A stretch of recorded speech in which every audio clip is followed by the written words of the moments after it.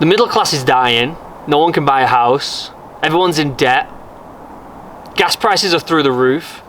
I went to the grocery store and saw a bottle of ketchup for $7. Wasn't even organic. $7, bottle of ketchup. What's going on here, guys? It seems like we have this weird toxic relationship with money in Western society. We have this weird toxic love for money, and yet it only brings us stress.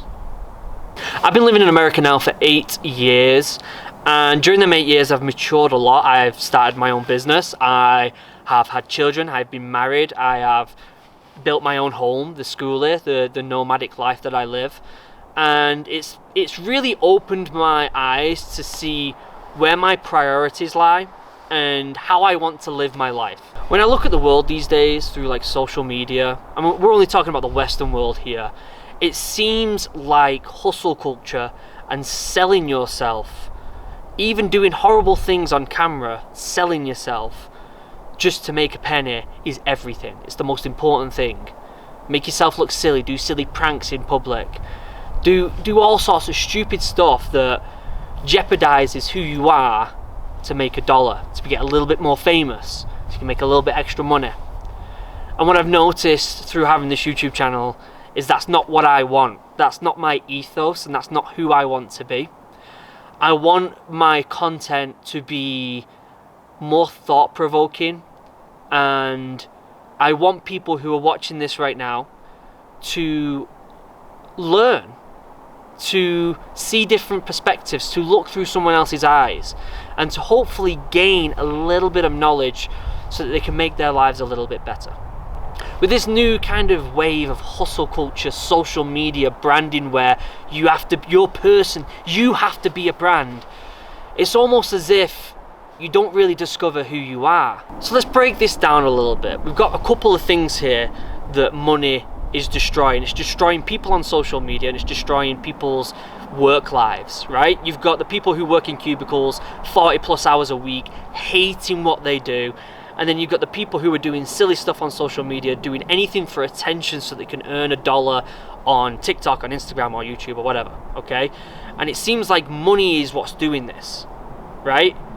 People here in this cubicle, they seem to be driving to work in a metal box, earning more money, just to go back to work again in a shinier metal box from the money that you've earned, so that you can be at work, but you can't leave work because healthcare's tied to work. So you have to go to work because of healthcare, and you have to make that money, you have to strive for something further, you have to constantly be growing. Constantly got to be growing, so that you can get a bigger house, so that you can fill it with more stuff that you've earned from this job. But you've got more rooms now, so you need a better paying job, or a raise. So you get that paying job, you fill your house with more stuff, then you realise you haven't got as much space, so you need a bigger house, and it never ends. And you can never get out of that cycle. And then you've got the social media people who give themselves over to social media, do something silly, say something really controversial. They get a little bit of attention, they get them clicks, the attention they didn't realise they needed, and then all of a sudden they do it again, and again, and again, and again. They're making that money, so they have to do the next thing. Kind of like my reaction videos, right? It seemed like I had to constantly do reaction videos to make more money. If I didn't do a reaction video, I didn't get the clicks. I couldn't do the content I wanted to do because reaction videos are the ones that got the money. So you constantly have to do them even though you don't like doing it. But there's a way out of this cycle. Whichever cycle you're in, there's a way out of it.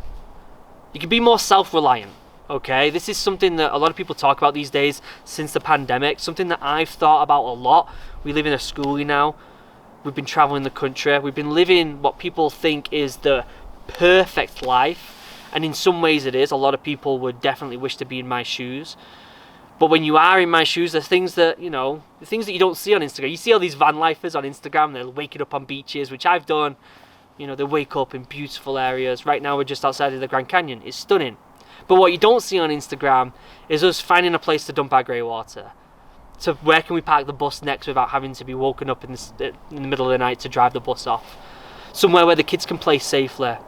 Somewhere where we can be around other people. What I found is living this schooly life, living this nomadic life, we've found a community of people that kind of understand this thought process of getting out of that money cycle, getting out there, getting away from it, slowing down a little bit, minimalizing a little bit, being more self-reliant, and therefore you loosen up that freedom to do what you want to do.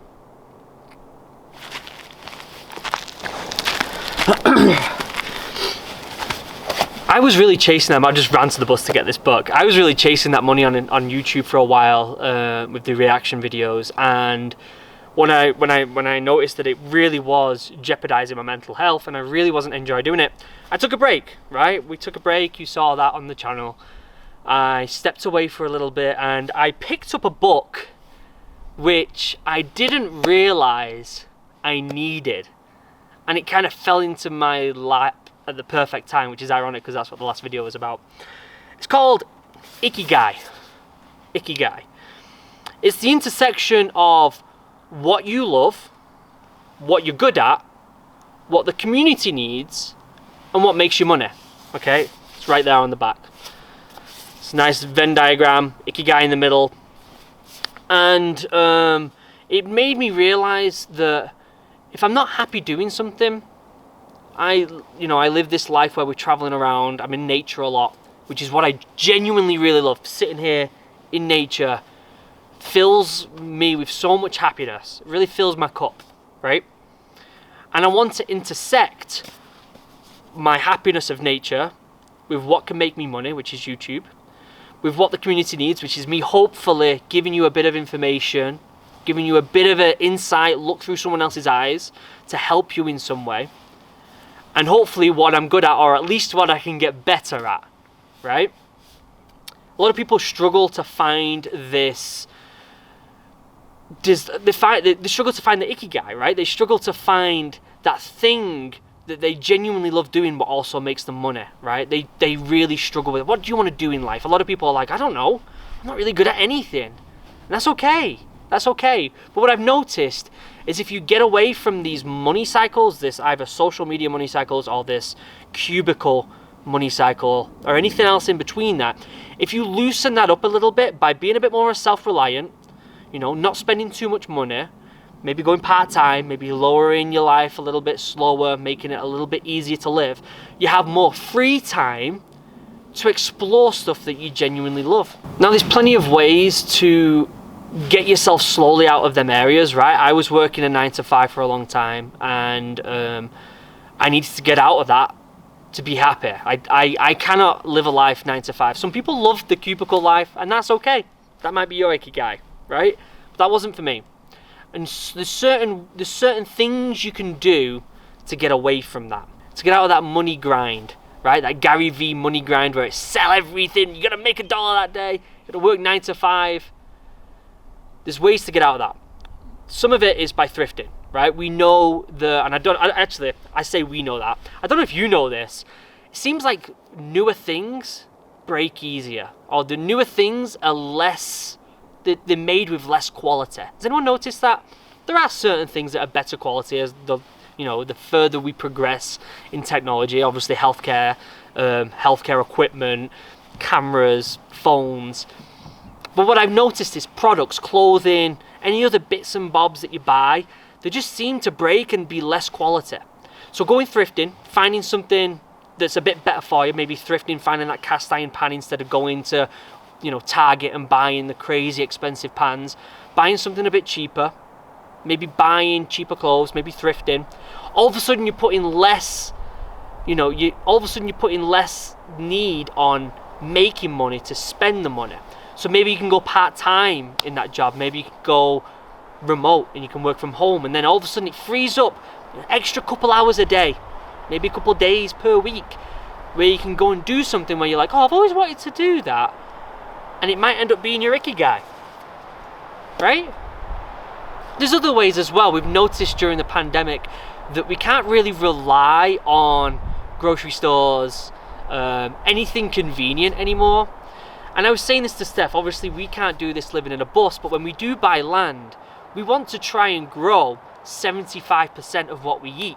Luckily for Steph and I, we do eat plant-based, so that's going to be way easier than having cattle. We just need a little bit of a garden, and I feel like that's easily achievable.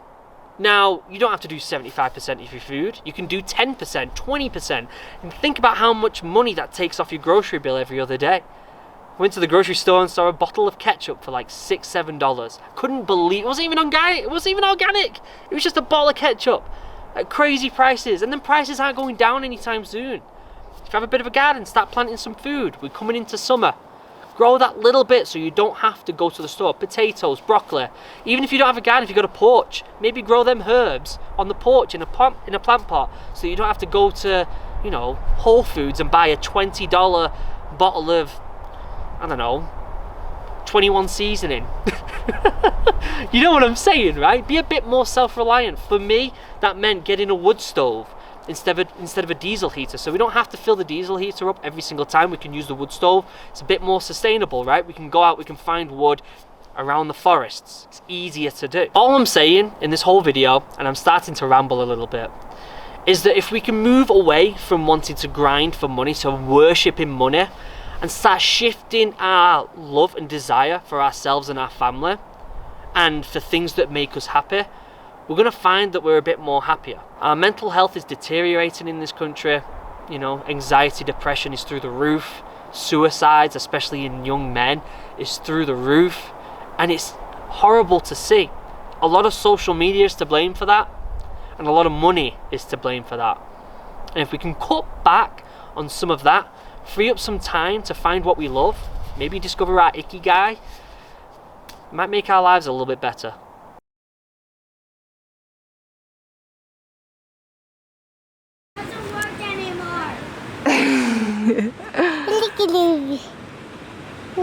Watch out, Junie. Watch out, I gotta do it fast. Come and get your stroller now. Ooh.